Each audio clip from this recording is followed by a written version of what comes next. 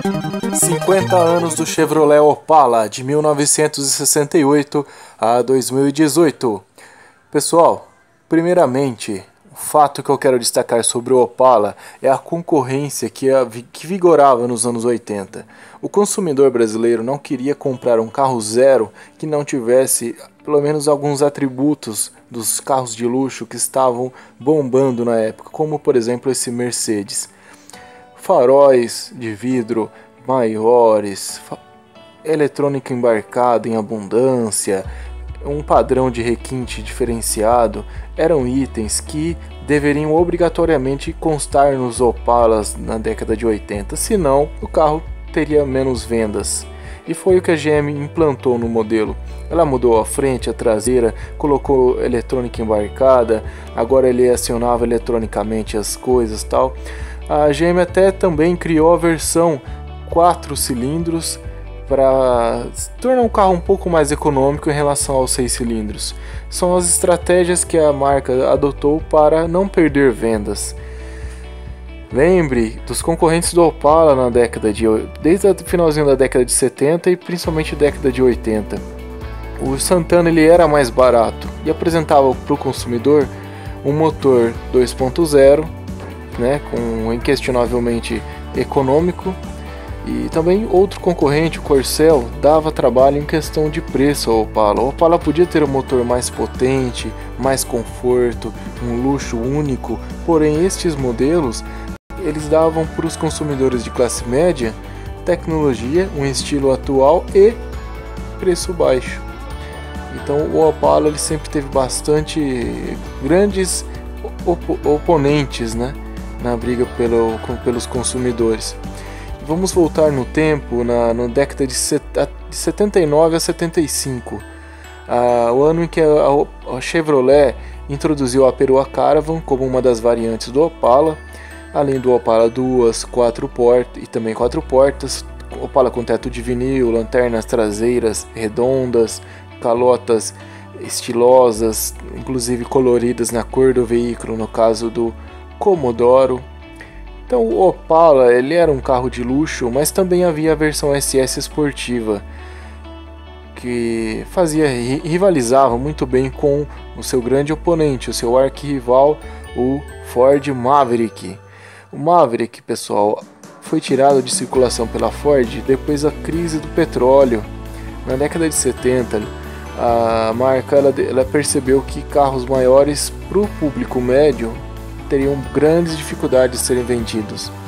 E aí assim nós temos carros menores e não menos charmosos por isso mesmo, como o Corcel, como mostrei anteriormente, o Passat, mas o Opala desde sempre teve uma grande legião de fãs.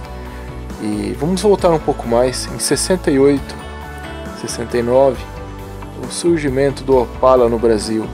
Era um carro que veio para inaugurar uma nova era de luxo e tecnologia no país, em comparação com os veículos antes vendidos aqui. E uma coisa importante que ninguém diz, o Opala não tem o porte do Impala. O Opala ele só tem 2 faróis dianteiros, não 4. Aqueles 2 faróis adicionais do Impala marcam o tamanho a mais que ele tem, que o aproxima do Landau.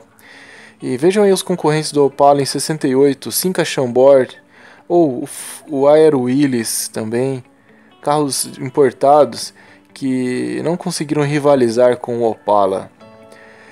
Agora, um dos grandes oponentes do Opala foram os Dodges, os Dojões. Olha aí que Dojão charmoso, cara. V8, importado dos Estados Unidos. Não sobreviveu no gosto popular diante da crise do petróleo. Há o risco de acabar a gasolina e tal, a gasolina ficar mais cara, chegar a R$ 4,50, né? Como vocês bem sabem.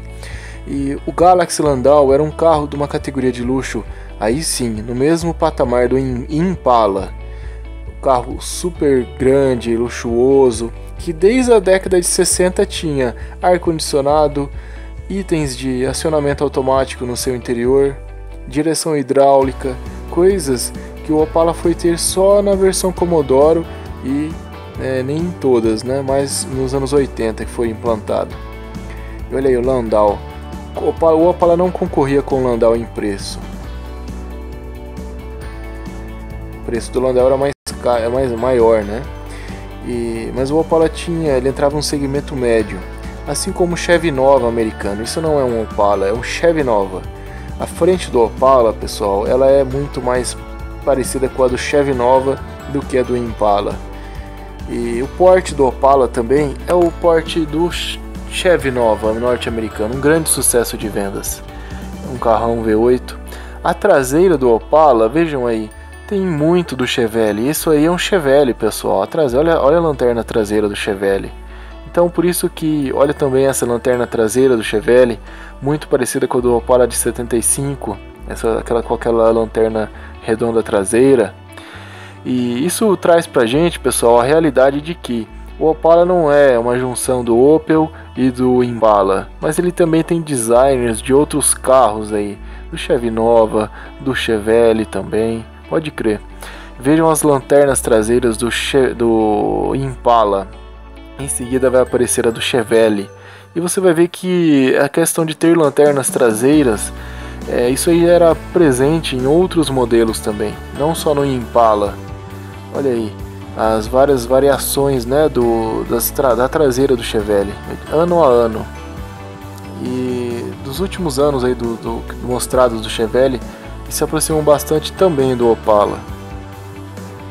Este, pessoal, é o Impala. O Impala, ele era um concorrente direto do Landau, do Ford Landau, do Galaxy. E ele era uma categoria superior ao Opala. O Opala é um carro de luxo, extremo luxo, sim, claro, porém pouco menos do que o Impala, certo? Mas o glamour que o Opala traz tem sim um pouco do DNA do Impala. Mas também eu quero acrescentar o Chevy Nova na parada. Também quero acrescentar o Chevelle. Olha a frente do Chevelle, veja se ela não parece com a frente do Opala da linha 75. Então saiba disso também. Agora, olhando de lado, realmente não dá para diferenciar um Opel Rekord C de um Opala. Olha aí, nosso Opala é um Opel Rekord C, com certeza. Porém, na frente e na traseira, nós não temos esses charmosos faróis quadrados alemães aí. Nós temos a frente do Chevy Nova, a traseira do Chevelle. E assim, o design da Chevrolet foi compondo um carro único para o Brasil. Um carro só visto aqui, com detalhes só nossos. Com o porte do Chevy Nova e não do Impala. A frente também do Chevy Nova, olha aí. A frente do Chevy Nova é muito parecida com a do Opala. O interior do Rekord C, do Opel Rekord C, sim, é o interior do Opala, é inquestionável. Olha o painel, principalmente nas primeiras versões. Porém, o nosso Opala ele ganhou itens a mais de luxo derivados dos modelos norte-americanos. Não derivados, mas vamos dizer inspirados. Eu quero abordar também, para você que é iniciante e não conhece o Opala, que ele é um carro que tem sido muito reformado por muitos jovens entusiastas. Eles compram os remendos, assim como eu fiz também, para reformar o carro inteiro e colocá-lo de volta nas ruas.